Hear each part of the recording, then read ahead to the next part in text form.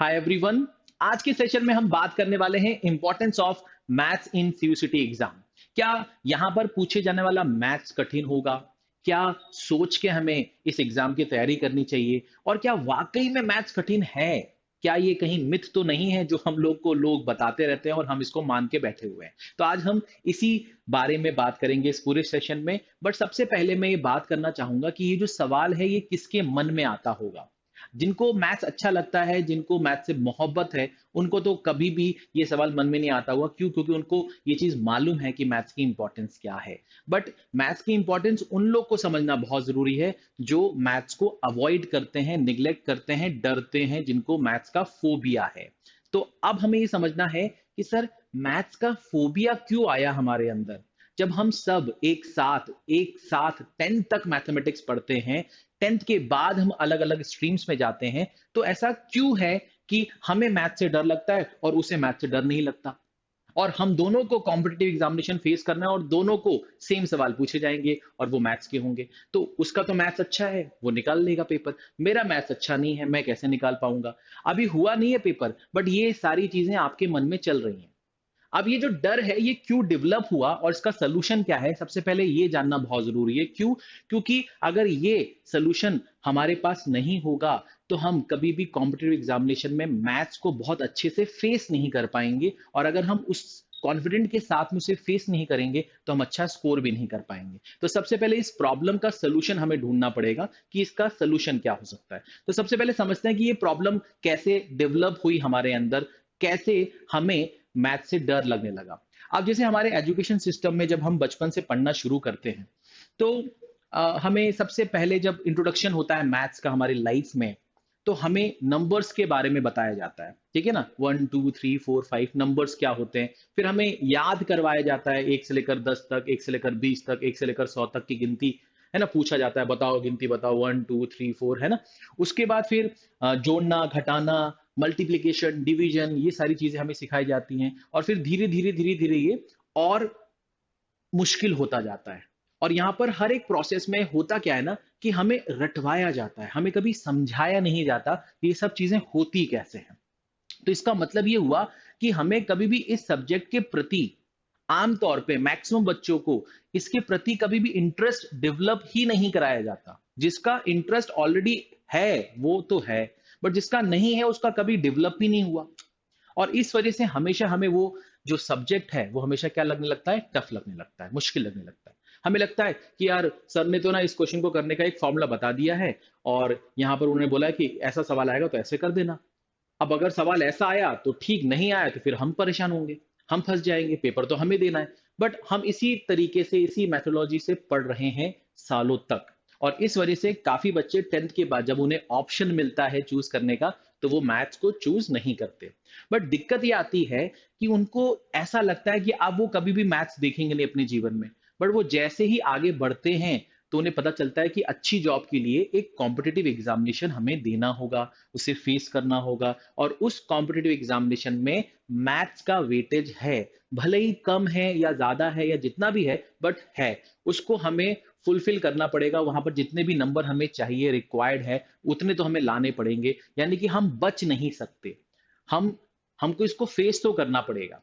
तो प्रॉब्लम तो समझ में आ गई कि यार मैथ्स मुझे नहीं बनती है, तो इसका सोल्यूशन ये है कि यार क्या करें, कैसे निकालें इसको।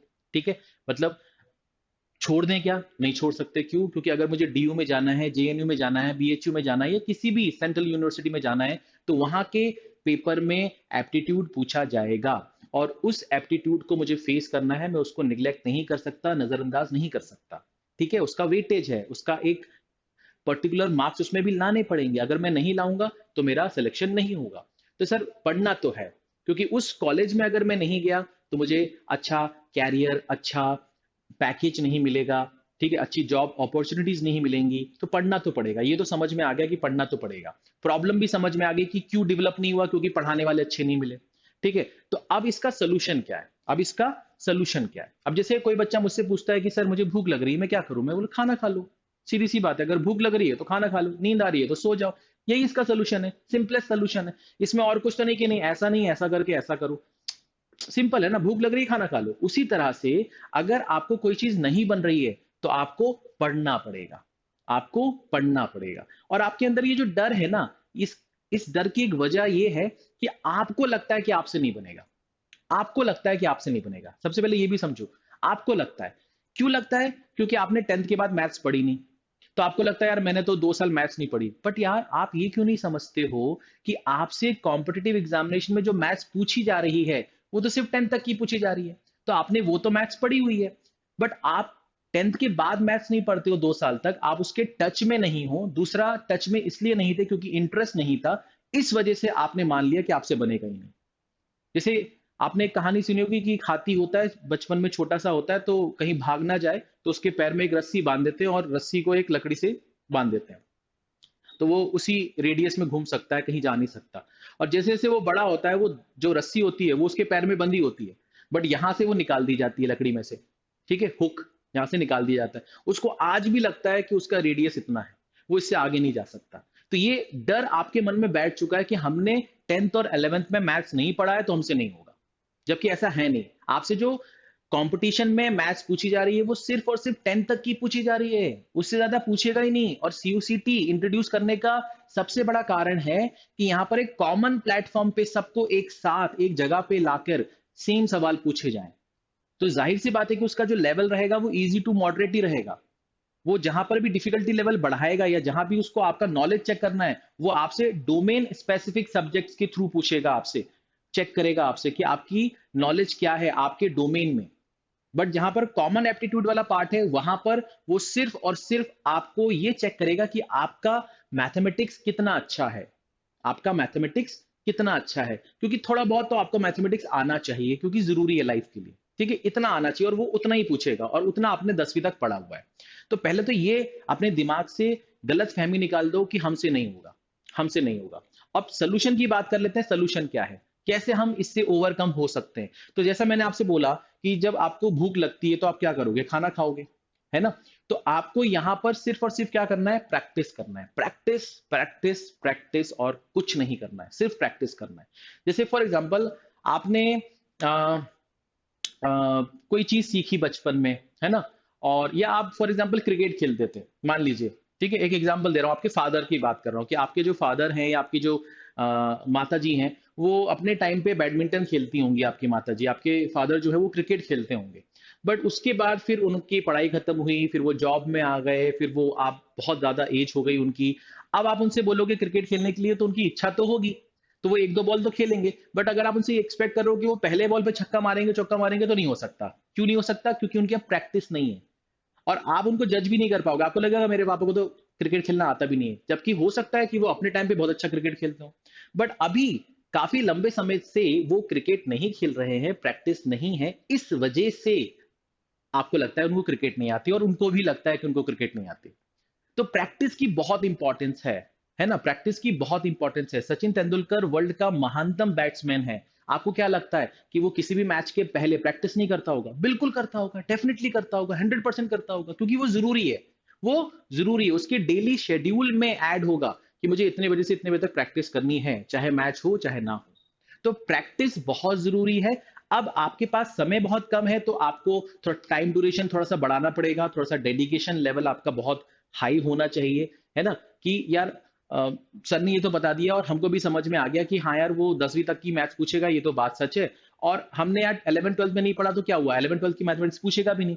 ठीक है, और डिफिकल्टी लेवल जो होगा वो 10th तक की मैथमेटिक्स का ही रहेगा। बस हम टच में नहीं है काफी समय से, इस वजह से, या हमारा इंटरेस्ट नहीं था, इस वजह से हमने मैथ्स नहीं लिया। तो ये कुछ सारी चीजें मिला जुला कर हमारे अंदर एक डर बैठ चुका है, जिससे हम बाहर निकलना ही नहीं चाहते हैं। कभी हम अपने कंफर्ट जोन में ही रहना चाहते हैं, बट ऐसा होगा नहीं। हमें अगर अच्छा कॉलेज चाहिए, अच्छी जॉब चाहिए, अच्छा पैकेज चाहिए, तो हमें एप्टीट्यूड का सामना करना पड़ेगा। ये हमारी लाइफ का सत्य है। ठीक है, तो इससे निकलने का रास्ता क्या है? प्रैक्टिस प्रैक्टिस प्रैक्टिस, पहला पॉइंट। दूसरा पॉइंट क्या है? डाउट पूछो। नहीं बन रहा है कुछ तो पूछो, जाके बड़े भाई से पूछो, पापा से पूछो, अपने स्कूल की टीचर से पूछो, अपने कोचिंग की टीचर से पूछो, ऑनलाइन कोचिंग पढ़ते हो तो उनसे पूछो। पूछो। अब होता क्या है कि जब आप छोटे होते हो ना, तो एक छोटा बच्चा बहुत कुछ पूछता है, ये कैसे था, ये कैसे था, ये कैसे हुआ, ये कैसे हुआ। बट जब आप बड़े होते हो, जब ये चीज ज्यादा जरूरी है कि आप पूछो, उस समय आप पूछना ही छोड़ देते हो। तो सबसे पहला काम यह है कि यार आपको अगर कहीं पर भी कुछ परेशानी हो रही है तो पूछो, कहीं भी परेशानी हो रही है तो पूछो, क्योंकि उसी से आपका सोल्यूशन आपको मिलने वाला है ना। आप बैठे रहोगे हाथ पे हाथ रख के तो आपको उसका सोल्यूशन नहीं मिलने वाला है। एक चीज और कि सर मान लीजिए आपको ड्राइविंग नहीं आती है, आपको ड्राइविंग नहीं आती और आपको ड्राइविंग सीखना है, क्या करोगे आप? क्या करोगे? सीखोगे ना, सीखोगे ना। या आप जिम में जाओगे, फॉर एग्जांपल आप जिम में जाओगे तो जाहिर सी बात है कि हाँ, वो वहां पर वेट्स दिख रहे हैं आपको, आपने वेट्स उठाया, बट हो सकता है कुछ ऊपर नीचे हो जाए तो आपको दिक्कत हो जाए, है ना, हो सकता है। तो आप क्या कर सकते हो सेफर साइड, यार ऐसा करते हैं ट्रेनर रख लेते हैं। तो उस ट्रेनर को मालूम है कि आपको पहले दिन क्या करवाना है, दूसरे दिन क्या करवाना है, एक सिस्टमेटिक अप्रोच के साथ में वो आपकी बॉडी बिल्डिंग करेगा। ऐसा नहीं कि पहले दिन ही वो आपको सारे 50 किलो का लोड दे देगा, नहीं करेगा। तो उस ट्रेनर को मालूम है। तो इसका मतलब ये है कि अगर आपको नहीं मालूम है कि आपको क्या करना है, बट आपका सपना है कि आपको ये करना है, तो उसके लिए आपको एक राइट गाइडेंस लेना चाहिए। सीधी सी बात है। आप किसी भी ऑनलाइन ऑफलाइन कोचिंग में एनरोल करो और वहां पर उनके गाइडेंस में तैयारी करो, क्योंकि उसको मालूम है कि आपको क्या पढ़ाना है, कितना पढ़ाना है और आपका सही कंटेंट क्या होना चाहिए। क्योंकि जब तक इन चीजों पे आप काम नहीं करोगे, जब तक आपकी डायरेक्शन सही नहीं होगी, तब तक आप मेहनत करते रहो, कोई फायदा नहीं होगा। समझ में आ रहा है? तो पहली बात तो अपने डाउट्स पूछो। अब डाउट्स के लिए आपके पास एक मेंटोर होना चाहिए, एक टीचर होना चाहिए। तो उसके लिए आपको कहीं ना कहीं ऑनलाइन या ऑफलाइन किसी से टच में आना पड़ेगा, है ना, एनरोल होना पड़ेगा। तो वो आप बिल्कुल इस पे ध्यान दो कि यार ये तो चीज मुझे करनी है, क्योंकि खुद से नहीं हो पाएगा। अगर आपकी मैथ्स कमजोर है और आपने ये मान लिया तो खुद से तो नहीं हो पाएगा। तो कोई ना कोई तो होना चाहिए जो आपको डायरेक्शन दे, जो आपको तरीके बताए, जो आपकी प्रॉब्लम का सोल्यूशन आपको दे। ठीक है। तीसरा तरीका ये है कि यार अप्रोच पे काम करो। किस पे काम करो? अप्रोच पे काम करो। मैं हमेशा अपने बच्चों से बोलता हूं कि आप कोई भी कॉम्पिटेटिव एग्जामिनेशन, जो कि अच्छा कॉम्पिटेटिव एग्जामिनेशन में जहां पर अच्छे कोर्सेज मिलते हैं, अच्छा कॉलेज मिलता है, जहां पर अच्छा पैकेज मिलता है, हमेशा उन एग्जामिनेशन को निकालना आसान नहीं है। उस एग्जामिनेशन के लिए आपको बहुत मेहनत करनी पड़ेगी और वो एग्जाम आप सिर्फ शॉर्टकट या शॉर्ट ट्रिक से नहीं निकाल सकते। वहां पर उस एग्जाम को निकालने के लिए आपको अपनी अप्रोच पर काम करना पड़ेगा, अपने तरीके बनाने पड़ेंगे, या तो आपको नए तरीके सीखने पड़ेंगे जिन तरीकों से आपका पेपर का सोल्यूशन मिनिमाइज हो सकता है, आप कम समय में ज्यादा से ज्यादा सवाल कर सकते हो। इन तरीकों पे आपको फोकस करना पड़ेगा। अब ये आप खुद से कर सकते हो तो वेल एंड गुड, बट अगर नहीं कर सकते हो तो जैसा मैंने आपसे कहा कि एक ट्रेनर होना चाहिए जो आपको ट्रेन करे, आपको सिखाए। तो आपको कहीं ना कहीं इनरोल होना चाहिए, ठीक है, किसी के साथ में जुड़ना चाहिए जो कि आपको गाइड करे, आपको सही रास्ता दिखाए, है ना। तभी आपके अंदर ये सही अप्रोच डेवलप होगी। बात समझ में आ गई? ठीक है सर, ये भी समझ में आ गया सर हमें। अब बात ये सर, एक चीज आज तक समझ में नहीं आई कि अगर हमारे पास ये ऑप्शन था, हमारे पास ये ऑप्शन था कि टेंथ के बाद हम मैथ्स को छोड़ के कुछ और सब्जेक्ट ले सकते हैं, तो ऐसा क्यों है कि हमें भी कॉम्पिटिटिव एग्जामिनेशन में एप्टीट्यूड पूछा जा रहा है जिसमें मैथ्स 10 तक की पूछी जा रही है? ऐसा क्यों है सर? मैंने कहा भाई देखो, इस सवाल का जवाब आपने दे दिया। क्या? आप खुद सोचो कि सर आपके इस कॉम्पिटिटिव एग्जामिनेशन में जो मैथ्स पूछी जा रही है वो कहां तक की पूछी जा रही है? मतलब सर 10 तक। क्या आपने 10 तक मैथमेटिक्स पढ़ी है? हाँ बिल्कुल पढ़ी है। तो वो पूछेगा। वो 11 12 की मैथमेटिक्स तो वैसे भी नहीं पूछ रहा, और खासतौर पे सीयूसीटी में तो वैसे भी नहीं पूछेगा। वो तो सिर्फ 10 तक की मैथमेटिक्स पूछेगा। तो इससे कोई फर्क ही नहीं पड़ता कि आपकी स्ट्रीम जो है वो क्या है। अगर हम एप्टीट्यूड की बात करें, आपकी स्ट्रीम के हिसाब से वो डोमेन स्पेसिफिक सवाल तैयार करेगा, जो कि बात की बात है। हम तो यहां पर एप्टीट्यूड की बात कर रहे हैं। तो हमको पहले ये समझना पड़ेगा कि यार मैथ्स क्यों जरूरी है, क्यों इंटीग्रल पार्ट है। पहले वो मैं समझा दूं कि सर, पहली बात आपने बचपन से ये सुना होगा कि मैथ्स एक ऐसा सब्जेक्ट है जो कि स्कोरिंग सब्जेक्ट है, एक ऐसा सब्जेक्ट है जहां पर हम 100 में से 100 ला सकते हैं। इसके अलावा और कोई दूसरा सब्जेक्ट नहीं है जहां पर आप 100 में से 100 ले आओ। मैथ्स में एक खास बात है कि अगर आपके कॉन्सेप्ट क्लियर है, आपने बहुत अच्छे से पढ़ा है, आपको मजा आ रहा है मैथ्स पढ़ते समय, तो मैथ्स में आप 100 में से 100 ला सकते हो। एक चीज। दूसरी चीज ये कि हमारे एजुकेशन सिस्टम में मैथ्स को इंट्रोड्यूस करने का जो रीजन था, वो रीजन ये था कि बच्चों के अंदर एक लॉजिकल और एक रैशनल थिंकिंग डेवलप की जाए। ठीक है। एक कैलकुलेटिव तरीके से बच्चे हर एक चीज को लेना शुरू करें। ठीक है। हमारे जो मूव्स होने चाहिए, है ना, हमारे जो डिसीजंस होने चाहिए वो कैलकुलेटिव होने चाहिए, नफा नुकसान सोचकर काम करना चाहिए। ये तरीका, ये थिंकिंग हमारे अंदर डेवलप हो, इस वजह से मैथ्स को इंट्रोड्यूस किया जाता है हमारे एजुकेशन सिस्टम में। बट हम इसको एज ए सब्जेक्ट पढ़ते हैं, हम हमेशा इसको एज ए बर्डन समझते हैं कि इसमें बस इतने नंबर लेके आना है और हमारा पेपर निकल जाएगा। हम कभी भी इसको ये नहीं सोचते कि ये हमारी लाइफ का बहुत इंपॉर्टेंट टूल है। और कॉम्पिटिटिव एग्जामिनेशन में इसको पूछने का कारण सिर्फ यही है कि यार ये एक ऐसा सब्जेक्ट है जो कि आपको आना चाहिए as a person. As a person आपको 10वीं तक की जो बेसिक मैथमेटिक्स है वो आनी चाहिए, क्योंकि वो कहीं ना कहीं आपके लिए बेस का काम करता है। जैसे कि फॉर एग्जांपल 10th तक आपने जो भी मैथमेटिक्स पढ़ी, क्या वो आपको कॉमर्स लेते समय कॉमर्स के सब्जेक्ट में हेल्प नहीं करती है? बिल्कुल करती है। अगर आप वही मैथ्स 10th तक ना पढ़ो तो कॉमर्स में डायरेक्टली उस टाइप की मैथमेटिक्स आपको पढ़नी पड़ेगी, तो क्या आपसे बनेगा सवाल? नहीं बनेगा। तो इसलिए आपको 10th तक की मैथमेटिक्स आनी चाहिए। और एग्जामिनर या हमारी एजुकेशन सिस्टम मैथमेटिक्स को इसलिए रखती है हर एक एग्जाम में क्योंकि ये स्कोरिंग टॉपिक है। यहां पर आप 100 में से 100 ला सकते हो, मतलब फुल मार्क्स ला सकते हो। और यहां पर कहीं ना कहीं आपका जो लॉजिकल और रैशनल थिंकिंग है, क्या वो आपके अंदर है या नहीं है, वो चीज चेक करने के लिए मैथमेटिक्स को रखा जाता है। बात समझ में आ रही है? ठीक है, अच्छा सर, ये तो बात समझ में आ गई। अब अगर हम सीयूसीटी की बात करते हैं कि सर हमें समझ में आ गया कि सर मैथ्स की इंपॉर्टेंस क्या है, और आपने हमें ये भी बता दिया कि हमें डर लगता है, तो वो डर क्यों आया, किस वजह से आया, उससे ओवरकम होने के रास्ते भी आपने हमें बता दिए। अब मैथ्स का इंपॉर्टेंस क्या है वो भी बता दिया। अब सर हम जिस एग्जाम की तैयारी कर रहे हैं उसमें मैथ्स का वेटेज क्या है, तो अभी तक जो इंफॉर्मेशन है उसके हिसाब से तो सिर्फ 10 क्वेश्चन आपसे पूछे जाएंगे, सिर्फ और सिर्फ 10 क्वेश्चन आपसे पूछे जाएंगे। अब आप मुझे एक चीज बताओ, क्या आप इन 10 में से 5 या 6 क्वेश्चन नहीं कर सकते? वो भी कौन से मैथमेटिक्स आएगी आपकी? 10th तक की मैथमेटिक्स आएगी। क्या सिलेबस है उसका? अभी आगे बताऊंगा। तो आप खुद सोचो यार, हम क्या इतने गए गुजरे हैं कि हमसे उन 10 सवालों में से 4 या 5 सवाल भी नहीं बनेंगे? हमें इतनी मैथमेटिक्स तो आती है यार, इतना तो आना ही चाहिए यार, है ना? इतना तो आना चाहिए। इसके लिए थोड़ी ना कि नहीं यार हमको मैथ्स पढ़ना ही था 12th में। 12th की तो मैथमेटिक्स पूछ ही नहीं रहा ना। यहाँ मैथ अच्छी और बुरी की बात ही नहीं है, यहाँ पर 10th तक की मैथमेटिक्स, बेसिक मैथमेटिक्स आपसे पूछी जाएगी। तो आपको पहली बात तो पॉजिटिव रहना है कि यार हाँ, इतना बड़ा है तो इतना तो बनना चाहिए। जैसे होता है ना कि कोई भी चीज अगर आपने देखी है ना, बोली है, तो वो चीज आपको याद तो होनी चाहिए ना, कि बोल के भूल गए, सुन के भूल गए, देख के भूल गए, ऐसा तो नहीं होना चाहिए ना। तो आपने अगर कोई चीज पढ़ी है तो उससे रिलेटेड अगर कोई ऑब्जेक्टिव क्वेश्चन बनाकर आपसे कोई पूछ रहा है तो वो आपसे बनना चाहिए। इतनी सी उनकी आपसे मतलब रिक्वेस्ट है, इंतजार है कि भैया इतना सा आपसे पूछा जा रहा है, इतना तो आपसे बनना चाहिए। तो मेरे ख्याल से इसमें आपको परेशान नहीं होना है, आपको पॉजिटिव रहना है कि यार बन जाएगा। बस वही है कि हाँ, थोड़ा टच में नहीं है, थोड़ा सा हमको मैथ्स अच्छी नहीं लगती है, इस वजह से हम मैथ से डरते हैं। बाकी ऐसा कुछ है नहीं उसमें डरने लायक। एक अच्छा सब्जेक्ट है, स्कोरिंग सब्जेक्ट है। ठीक है, अगर अच्छे से पढ़ लो तो सारे क्वेश्चन अगर सही हो गए तो यार क्या ही बात हो जाएगी। ठीक है, बाकी सब्जेक्ट में तो ऐसा है कि भैया अगर कहीं देखा है पढ़ा है तो ही होगा, नहीं तो नहीं होगा। मैथ्स में एक बहुत अच्छी खासियत है कि आपके कॉन्सेप्ट क्लियर है, तो उस कॉन्सेप्ट से मल्टीपल टाइप के क्वेश्चंस बनाए जा सकते हैं, मल्टीपल टाइप के क्वेश्चंस बनाए जा सकते हैं। मतलब बहुत सारे क्वेश्चन बनाए जा सकते हैं जिसमें कॉन्सेप्ट एक ही लग रहा है। तो आपने कॉन्सेप्ट तो एक ही पढ़ा है, बट आपसे उस कॉन्सेप्ट की मदद से बहुत सारे क्वेश्चंस बन सकते हैं। ठीक है, तो ये आपको समझना है कि यार मैथ्स कठिन नहीं है ना, आसान है। और ज्यादा वेटेज भी नहीं, 10 क्वेश्चन पूछेंगे, बस 10 क्वेश्चन, और उस 10 को में से 5-6 क्वेश्चन तो हम ऐसे ही बना देंगे, आराम से बना देंगे। तो सर ये तो बात क्लियर हो गई।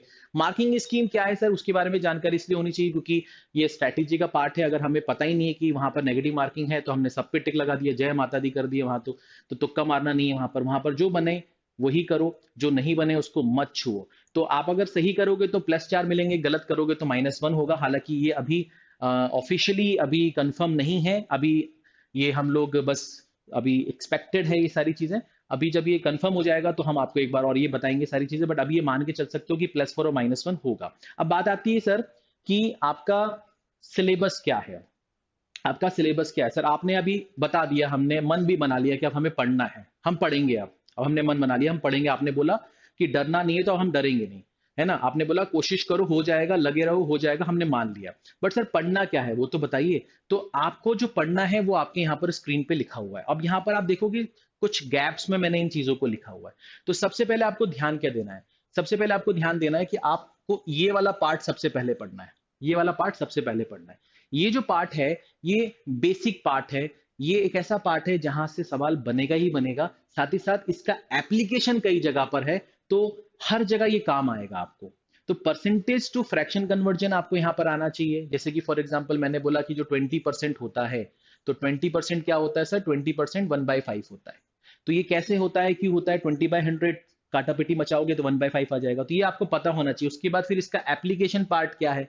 अगर 20% जो है वो प्रॉफिट परसेंटेज है, तो ये जो होगा ये सीपी होगा, ये जो होगा ये प्रॉफिट होगा, 1 और 5 मिलाकर 6 होगा, तो ये आपका सेलिंग प्राइस होगा। तो ये आपको पता होना चाहिए। इसका एडवांटेज, आपने पूरा प्रॉफिट लॉस निकाल लिया यहाँ पर, ठीक है। तो यहां पर आपको पहले इसको कायदे से पढ़ना पड़ेगा। अगर आप परसेंटेज को कायदे से पढ़ते हो तो आपको उसका एप्लीकेशन देखने को मिलेगा प्रॉफिट लॉस में, एसआईसीआई में, अलावा उसके और भी चैप्टर के डेटा को परसेंटेज के फॉर्म में दिया जाता है ना। तो वहां पर अगर परसेंटेज का आपका कॉन्सेप्ट क्लियर है तो आपका थॉट प्रोसेस क्लियर होगा, आप उस डेटा को अच्छे से निकाल पाओगे और यूज कर पाओगे। नहीं तो आपको अगर परसेंटेज के बारे में कोई नॉलेज ही नहीं है तो आप बोलोगे यार यार यहाँ पर तो बोला है कि कार ने अपनी स्पीड को 20% से कम कर लिया, अब इसको कैसे सोचूंगा मैं। तो अगर आपको परसेंटेज का कंसेप्ट ही क्लियर नहीं है तो आप ये समझ नहीं पाओगे 20% से कम करने का मतलब क्या होता है। बात समझ में आ रही है आपको? ठीक है। तो ये जो 3 चैप्टर के जो चंक्स हैं इनको एक साथ आपको पढ़ना चाहिए, ठीक है। उसके बाद जो इंपॉर्टेंट टॉपिक है वो है आपका रेशियो, प्रपोर्शन एंड वेरिएशन। यहां पर जो रेशियो का कॉन्सेप्ट है वो इन सभी चैप्टर्स में लगता है।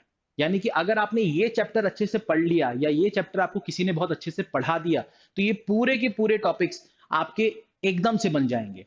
आपको सिर्फ एक बार पढ़ना है, उसके बाद आपको कभी नहीं पढ़ना पड़ेगा। आप सारे सवाल विद इन सेकेंड्स बना लोगे अगर रेशियो का कॉन्सेप्ट आपका क्लियर है तो, ठीक है। चलिए, तो ये आपका दूसरा लॉट है जिसको आपको पढ़ना चाहिए। तीसरा जो सबसे इंपॉर्टेंट है वो है आपका नंबर सिस्टम। तो नंबर सिस्टम में आपसे जो सवाल पूछे जाएंगे वो डिविजिबिलिटी के ऊपर बेस्ड होंगे, यूनिट डिजिट कॉन्सेप्ट होगा, ट्रेलिंग जीरो होगा, prime factorisation, number of factors, successive division, LCM, HCF, remainder theorem और फ्रैक्शन के ऊपर आपसे सवाल पूछे जाएंगे। डेफिनेटली आपको यहां से सवाल इसी टाइप के देखने को मिलेंगे। मैं आपको गारंटी दे सकता हूं, एश्योरिटी दे सकता हूं आज अभी, जबकि अभी आपका पेपर अभी होना बाकी है। तो जब आपका पेपर होगा तब आप इस वीडियो को अगर देखोगे या आज आप देख रहे हो तो आप याद से मुझे बताना कि सर आपने बोला था कि इन टाइप के सवाल हमको पेपर में देखने को मिलेंगे, ठीक है। तो ये तो सर इंपॉर्टेंट पार्ट हो गया। इसके अलावा क्या क्या इंपॉर्टेंट है सर? इसके अलावा सर ये टॉपिक आप चाहो तो पढ़ सकते हो, नहीं तो आप छोड़ भी सकते हो। बट यहां पर ट्रिग्नोमेट्री में, ट्रिग्नोमेट्री, बेसिक ट्रिग्नोमेट्री आप पढ़ लेना। हाइट एंड डिस्टेंस के जो सवाल है जिसमें ट्रायंगल बनता है, ठीक है। तो यहाँ पर एक बहुत ही फेमस रेशियो है, ये आपका 30 डिग्री है, ये आपका 90 डिग्री है, ये आपका 60 डिग्री है। इसके सामने 1 होता है, ये √3 होता है और ये 2 होता है। तो अगर ये ट्रायंगल आपको याद है तो हाइट एंड डिस्टेंस का हर एक सवाल आपसे बन जाएगा। सिर्फ ये ट्रायंगल आपको याद होना चाहिए। तो ये क्यू कैसे आया ये तो हम क्लास में बताते हैं आपको, बट आपको सिर्फ ये ट्रायंगल अगर पता है तो हाइट एंड डिस्टेंस का ऐसा कोई सवाल नहीं है जो आपसे नहीं बनेगा। मेरी गारंटी, आपसे हर सवाल बनेगा, ठीक है। तो हाइट एंड डिस्टेंस आपको पढ़ना है। ज्योमेट्री में आपके ट्रायंगल के ऊपर, क्वाड्रिलेटरल के ऊपर, सर्कल के ऊपर सवाल बनेंगे। जैसे ट्रायंगल में जो एंगल सम प्रॉपर्टी के ऊपर बहुत सवाल बन जाते हैं। Exterior angle opposite interior angle के सम के बराबर होता है, इसके ऊपर सवाल बन जाते हैं। सर्कल में कोई भी आर्क जो है वो सर्कमफ्रेंस पर सेम एंगल सबटेंड करता है और सेंटर पे डबल एंगल सबटेंड करता है, तो इस टाइप के सवाल बन जाते हैं। कॉर्ड के ऊपर सवाल बन जाते हैं कि सेंटर से कॉर्ड पर जब हम लाइन को ड्रॉप करते हैं तो वो कॉर्ड को 2 इक्वल पार्ट्स में डिवाइड करता है, ठीक है। तो इस टाइप के बहुत सारे सवाल। टेंजेंट के सवाल बहुत अच्छे बन जाते हैं कि सेम पॉइंट से अगर हम सर्कल पे टेंजेंट खींचते हैं तो उसकी जो लेंथ होती है वो बराबर होती है। तो यहाँ पर बहुत सारे सवाल जो हैं वो ज्योमेट्री में पूछे जा सकते हैं। और फिर मेंसुरेशन के ऊपर जो सवाल हैं, जैसे कि वायर वाले सवाल आपको देखने को मिलेंगे कि भैया कोई वायर था, उससे सर्कल बनाया था, उस सर्कल को हमने तोड़कर अभी हमने उसी वायर से एक स्क्वायर बना दिया। तो जाहिर सी बात है कि सेम वायर है तो सर्कमफ्रेंस सर्कल का और पेरीमीटर स्क्वायर का सेम होगा, ठीक है। तो ये कॉन्सेप्ट लगा के हम उसको शुरुआत करते हैं, उसमें जो भी वो मांगे बात की बात है। फिर आपने वो क्रॉस पाथ वाला देखा होगा कि कोई रेक्टेंगुलर पार्क है, उसमें 2 क्रॉस रोड्स हैं, तो आपसे उसकी रेक्टेंगुलर जो पार्क है उसकी लेंथ आपको दी है, विड्थ आपको दी है। आपसे पूछ रहा है कि इस एरिया ऑफ द पाथ क्या होगा, एरिया ऑफ द पाथ क्या होगा, या शेडेड रीजन का एरिया आपसे पूछ लिया, या सर्कल के अंदर ट्राइंगल, ट्राइंगल के अंदर सर्कल, ठीक है। तो उसके अंदर जो सर्कल जो बना है, मतलब सर्कल के अंदर ट्राइंगल, ट्राइंगल के अंदर सर्कल, तो जो सर्कल बना है उस सर्कल का, अंदर वाले सर्कल का एरिया क्या होगा, रेडियस क्या होगा। तो इस टाइप के जो सवाल है वो आपको मेंसुरेशन में पूछे जा सकते हैं। वेन डायग्राम में आपसे क्या पूछा जा सकता है कि कितने लोग चाय पीते हैं, इतने लोग कॉफी पीते हैं, इतने लोग दोनों चीजें पीते हैं, ठीक है ना, या इतने लोग ये वाला न्यूज़पेपर पढ़ते हैं, इतने लोग ये वाला न्यूज़पेपर पढ़ते हैं, इतने लोग दोनों न्यूज़पेपर पढ़ते हैं। तो इस टाइप के जो सवाल है वो वेन डायग्राम में मिलेगा। सिंप्लीफिकेशन का सवाल आपको डेफिनेटली मिलेगा ही मिलेगा, जिसमें वी बोर्ड मास आप लगाते हो। क्या लगाते हो? वी बोर्ड मास।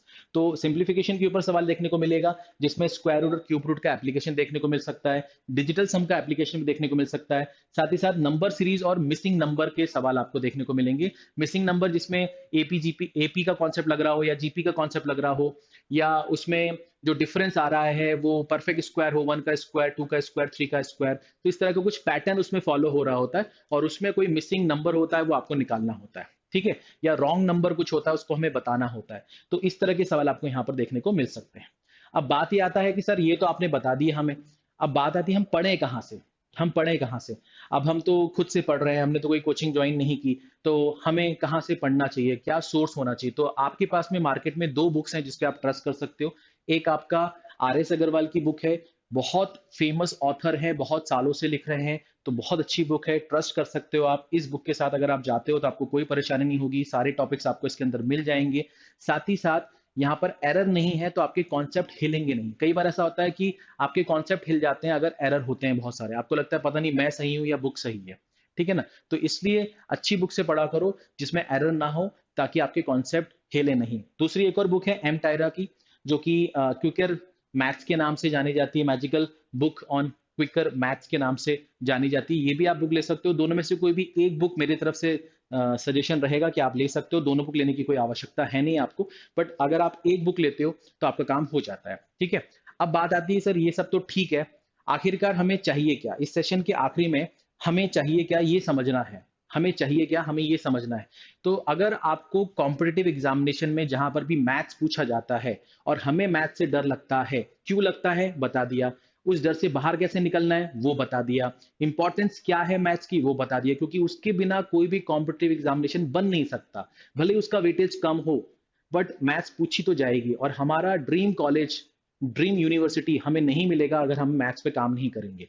तो प्रैक्टिस करनी पड़ेगी, वो सब कुछ मैंने आपको बता दिया। अब हमें अल्टीमेटली क्या चाहिए? हमें डेडिकेशन चाहिए, डिवोशन चाहिए, डिटर्मिनेशन चाहिए, और वो बहुत हाई लेवल का होना चाहिए, क्योंकि ऐसे पेपर नहीं निकल पाएगा। पेपर टफ नहीं है, बस वही है कि हमारे अंदर जो एक डर बैठ चुका है, उस डर से निकलने के लिए हमें बहुत प्रैक्टिस करनी पड़ेगी, और उस प्रैक्टिस के लिए, लगे रहने के लिए, जैसे फॉर एग्जांपल सुबह उठना कोई बहुत बड़ी बात नहीं है, मगर क्या हम सुबह उठ पाते हैं? नहीं उठ पाते हैं। बट हमारी माता जी उठ जाती हैं, हाँ उठ जाती हैं, रोज सुबह उठती हैं सेम टाइम पे, दूध वाले से दूध लेती हैं, हम सबके लिए चाय बनाती हैं, लंच बनाती हैं। उनका नियम है, 365 दिन वो इसको काम करती हैं इस तरह से। और जिस दिन उनकी तबीयत खराब होती है उस दिन हमें समझ में आ जाता है कि आज मम्मी की तबीयत खराब है, क्योंकि आज पूरा घर का जो बैलेंस है वो गड़बड़ हो गया। टाइम से खाना नहीं मिल रहा, टाइम से नाश्ता नहीं मिल रहा, है ना? क्यों? क्योंकि आज वो तबीयत उनकी खराब है, आज वो टाइम से उठी नहीं है। तो ये एक जो नियम है अब हमारी लाइफ में बहुत जरूरी है। अगर आप इस नियम को फॉलो करोगे ना तो आप लाइफ में बहुत आगे जाओगे। तो इस नियम को फॉलो करने के लिए डेडिकेशन होना चाहिए, डिवोशन होना चाहिए, डिटर्मिनेशन लेवल होना चाहिए। तो सबसे पहले आपको ये तीन चीजें तो चाहिए, पॉइंट नंबर 1। दूसरा, राइट गाइडेंस। जो मैंने ट्रेनर वाली बात करी आपसे, आपको राइट गाइडेंस चाहिए, क्योंकि हमारे पास समय बहुत कम है। हम यहाँ पर लाइफ में एक्सपेरिमेंट करने नहीं आए हैं, है ना? ठीक है, और करना भी है तो थोड़ा बहुत करो, जीवन भर नहीं करो। तो आपको एक राइट गाइडेंस चाहिए, जहां पर आपको कोई बताने वाला हो कि भैया ऐसे करना है, ऐसे करना है, ऐसे नहीं करना है। ये हमें कोई बताने वाला होना चाहिए। अगर आपके अंदर ये नॉलेज नहीं है, या आपके अंदर ये एबिलिटी नहीं है कि आप ये पता लगा सको कि क्या करना चाहिए और क्या नहीं करना चाहिए, तो आपको कोई बताने वाला होना चाहिए, यानी कि राइट गाइडेंस आपके अंदर होना चाहिए। सेकेंड चीज, राइट कंटेंट, कि आप जो कुछ भी पढ़ो वो सही कंटेंट पढ़ो। अगर आप किसी से गाइडेंस ले रहे हो तो फिर वो उसका हेडेक है, वो आपको कंटेंट प्रोवाइड करेगा। मगर अगर आप खुद से पढ़ रहे हो तो आपके पास एक सही कंटेंट होना चाहिए, क्योंकि बिना सही कंटेंट के आप अचीव ही नहीं कर पाओगे अपने गोल को। तो आपका कंटेंट बहुत सही होना चाहिए, बहुत सिस्टमेटिक होना चाहिए। ठीक है, सबसे इंपॉर्टेंट इसके बाद जो है वो है पॉजिटिव रहना। आप जितना ज्यादा पॉजिटिव रहोगे, जितना ज्यादा खुश रहोगे, जितना ज्यादा आप उसमें अपॉर्चुनिटीज देखोगे, आपको उतना फायदा होगा। अगर आप नेगेटिव चीजें देखोगे कि मुझसे तो होगा ही नहीं, मैंने तो पढ़ा ही नहीं, आप ये सोचो कि यार मैथ्स है, 10वीं तक मैथ्स पढ़ा है मैंने और वही पूछ रहा है, अच्छा है कि 11 12 का मैथ्स नहीं पूछ रहा। आप ऐसे क्यों नहीं सोचते? आप ऐसे क्यों नहीं सोचते? आप ये सोचो ना कि मैंने 10वीं तक मैथ्स पढ़ा है, और मैथ्स का जो सिलेबस है वो 10वीं तक का ही है। तो यार कितना अच्छा है ना यार। जिन्होंने 11-12 पढ़ा मैथ्स, उनको भी अगर ये पेपर देना है तो उनको लगेगा क्या फायदा हुआ 11-12 की मैथ्स पढ़ के। बात समझ में आ रही है? तो आप हमेशा पॉजिटिव सोचो। अगर आप पॉजिटिव सोचोगे तो आपको चीजें आसान लगेंगी और वो चीजें डुएबल हो जाएंगी आपके लिए। नहीं तो हमेशा लगेगा कि टफ है, टफ है, टफ है। और दूसरी चीज ये कि यहाँ पर ये जो हमारा माइंड होता है ना, जैसे सीपीयू होता है ना, आप हर चीज स्टोर करते हो, फिर बाद में डिलीट करते समय दुख होता है ना? तो आप यहाँ पर स्टोर बहुत कम चीजें करो, काम की चीजें स्टोर करो। यहाँ पर फालतू चीजें यहाँ पर स्टोर ही मत करो। कोई स्ट्रेस मत रखो, कोई डर मत रखो, बिल्कुल फ्री रखो इसको। ठीक है, यहाँ पर सिर्फ और सिर्फ काम की चीजें होनी चाहिए, अच्छे थॉट्स होने चाहिए। बात समझ में आ रही है? तो पॉजिटिव रहो, आपका काम हो जाएगा। ठीक है, तो मैं उम्मीद करता हूं कि आज के सेशन में जो मैं आपको समझाना चाह रहा था कि यार मैथ्स की इंपॉर्टेंस तो है, क्योंकि इसके बिना कोई भी कॉम्पिटेटिव एग्जामिनेशन नहीं होता है। इसको फेस करना पड़ेगा अगर हमें अपना ड्रीम कॉलेज, हमें अपना ड्रीम यूनिवर्सिटी चाहिए, हमें अच्छा पैकेज चाहिए, अच्छी लाइफ चाहिए, तो हमें इसे फेस तो करना पड़ेगा। डर क्यों लगा, डर क्यों लगता है, उसका कारण बता दिया, उससे निकलने का भी रास्ता बता दिया, सिलेबस बता दिया, मार्किंग स्कीम बता दी, कंटेंट कहाँ से पढ़ना है, ट्रेनर लेना चाहिए क्योंकि आप उसमें कंफर्टेबल नहीं हो, खुद से नहीं कर पाओगे, तो एक अच्छा ट्रेनर होना चाहिए। मैंने सब कुछ कवर अप कर दिया है। मुझे लगता है कि इससे अच्छा सजेशन और कुछ नहीं हो सकता। इस पे काम कीजिए और सोचिए इसके बारे में। ठीक है, और मिलते हैं नेक्स्ट सेशन में। तब तक अपना ख्याल रखिए। Thank you. अगर वीडियो अच्छा लगा हो तो प्लीज लाइक कीजिएगा, कमेंट कीजिएगा। ठीक है, thank you, bye, take care.